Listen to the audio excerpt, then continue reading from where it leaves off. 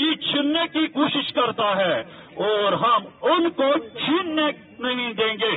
Casual लेबरों को TPC के जरिए रेगुलर करे, वरना जो एजुकेशन होगी उसकी जिम्मेदारी आप पर। जो भी टेम्परेरी वर्कर मुख्तलिफ महकमों में काम करते हैं, ना उनको वो रेगुलर करते हैं ना वेजेस।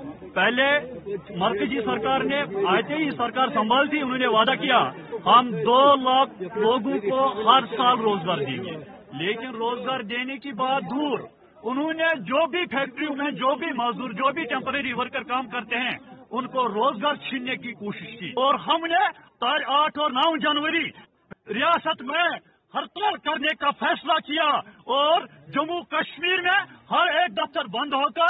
8 तारीख को हर एक डिस्ट्रिक्ट कलेक्टर पे एचआईडी रिले होगी और 9 तारीख को श्रीनगर शेख कश्मीर पार्क में तमाम मुलाजिम एचआईडी रिले निकालेंगे।